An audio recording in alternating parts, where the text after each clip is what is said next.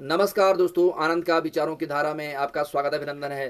तो दोस्तों, आज हम बात कर रहे हैं विज्ञान और अध्यात्म के बारे में। दोस्तों, विज्ञान और अध्यात्म दोनों ही देश के लिए महत्वपूर्ण अहम हैं। लेकिन आज हमारे देश का जिस तरह से माहौल है आध्यात्मिकता का है, और हमारे जो आध्यात्मिकता का इतिहास काफ़ी पुरातन रहा है और हमारे देश ऋषि मुनियों का देश रहा है दोस्तों। लेकिन उस ज़माने में भी हमारे ऋषि मुनि जो है ग्रहों के बारे में, हमारे अंतरिक्ष के बारे में, सूर्य की परिक्रमा के बारे में, पृथ्वी की गति के बारे में, और चंद्र ग्रहण सूर्य ग्रहण के बारे में भी हमारे लोगों को काफ़ी पहले से पता था। लेकिन आज विज्ञान के समय और कंपटीशन के दौर में भारत आध्यात्मिकता और धार्मिक कट्टरपंथी के ता का माहौल है, और आध्यात्मिक जो है सर्व कल्याण के लिए, सर्व भावना के लिए है। इससे देश में नफरत, घृणा और बांटने की राजनीति नहीं होनी चाहिए, और भारत को विज्ञान के क्षेत्र में आगे आना चाहिए, जिससे कि भारत वैश्विक प्रतिस्पर्धा में बना रहे।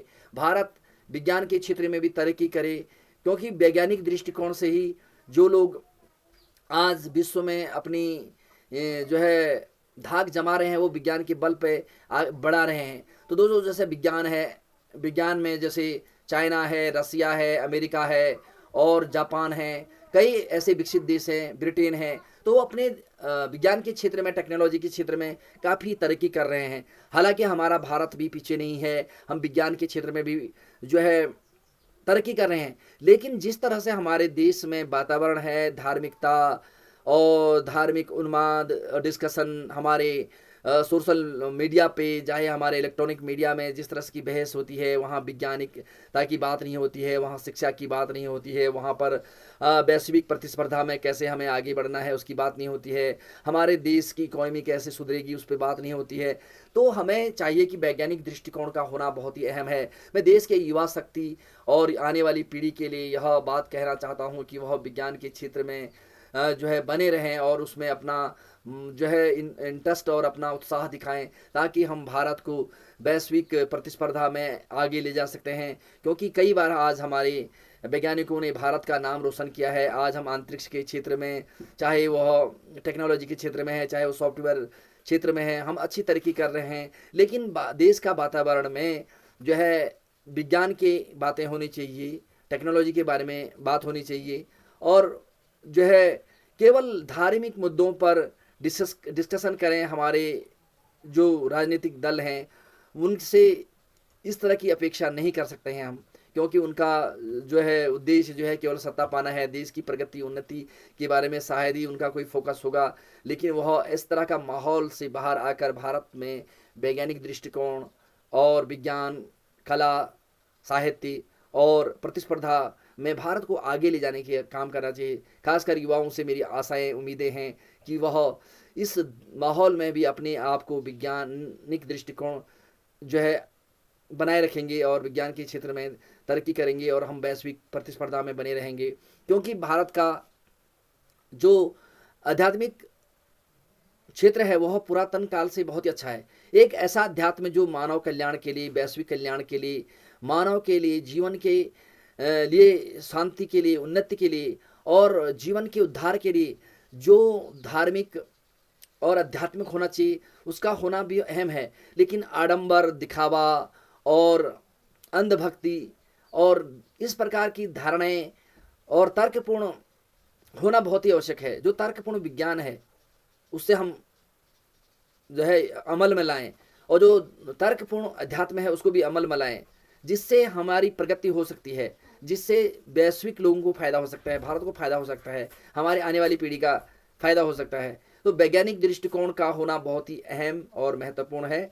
उसके साथ साथ धार्मिकता के क्षेत्र में भी हम विकास करें, प्रगति करें, लेकिन दिखावा, अंधभक्ति और नकारात्मकता का वातावरण नहीं होना चाहिए। और कहीं ऐसा ना हो कि हम विज्ञान को भूलकर आध्यात्मिक क्षेत्र में जो है एक उस उद्देश्य में, उस माहौल में न बह जाएं, और विज्ञान के क्षेत्र में हम कहीं पीछे न छूट जाएं। तो सभी देश के युवाओं को, देश के जो हमारे पढ़े लिखा वर्ग है, वो मैं समझता हूं कि वह विज्ञान के क्षेत्र में प्रगति करेगा और देश को आगे ले जाएंगे, जिससे कि वैश्विक प्रतिस्पर्धा में भारत की छवि को कभी भी चोट नहीं पहुंचेगी, धूमिल नहीं होगी, और हम आगे बढ़ेंगे और विज्ञान के क्षेत्र में और उन्नति करेंगे। ताकि हमारा देश हमेशा गर्व से ऊंचा उठ सके और कहीं हम पीछे ना छूट जाएं। दोस्तों, टेक्नोलॉजी ही एक ऐसा क्षेत्र है जिससे किसी भी देश की तरक्की बहुत ही तेज़ी से हो सकती है। तो इस तरह की मानसिकता का विकास सभी युवाओं में, हमारे देश के जो वरिष्ठ लोग हैं या नेतागण हैं, उनको ऐसा कार्य करना चाहिए, ऐसा माहौल बनाना चाहिए ताकि हमारे लोग विज्ञान के क्षेत्र में आगे आए। ऐसे आध्यात्मिक को जिंदा रखो जिससे मानव कल्याण, भारत का कल्याण और भारत के लोगों का कल्याण हो सके और वो दुख और अंधकार से बाहर आ सके। तो दोस्तों, आज का मेरा उद्देश्य है कि हम विज्ञान और आध्यात्मिकता के क्षेत्र में तरक्की करें, लेकिन विज्ञान को भी ना भूलें और अध्यात्म को भी ना भूलें, ताकि जो भारत की पुरानी विरासत है उसको कायम रख सकें। लेकिन जो नकारात्मक है और दिखावापन है, ढोंग है, उससे बचना चाहिए। तो दोस्तों, आज अगर यह वीडियो आपको अच्छा लगा होगा तो इसको लाइक करें, शेयर करें, सब्सक्राइब करें और जनमानस तक पहुंचाएं। भारत का विकास तभी होगा जब हम सब लोग विज्ञान के क्षेत्र में भी उन्नत करेंगे, आध्यात्मिकता का भी क्षेत्र में करेंगे, क्योंकि अध्यात्म जीवन को ऐसी कला देता है, सुख देता है, शांति का मार्ग और कल्याण का मार्ग दिखाता है। तो दोस्तों, आज के लिए इतना ही। धन्यवाद, नमस्कार। फिर मिलेंगे कुछ और टॉपिक के साथ, लेकिन हमारे चैनल को लाइक करना, शेयर करना, सब्सक्राइब करना ना भूलें। और आप ही हमारे जो है सहयोग से ही हम आप तक पहुंच सकते हैं। हमारी यह कोशिश है कि हम अपनी जितने भी हमारे देखने वाले हैं, चाहने वाले हैं, उनके लिए नए नए वीडियो लाएं ताकि हम अच्छा वातावरण, अच्छा माहौल बना सकें और देश को एक सही दिशा देने में छोटा सा भी अगर हमारा योगदान है नई पीढ़ी के लिए तो वह हमारे लिए अहम होगा। तो दोस्तों, धन्यवाद, नमस्कार। Thank you so much for watching मी। नमस्कार दोस्तों।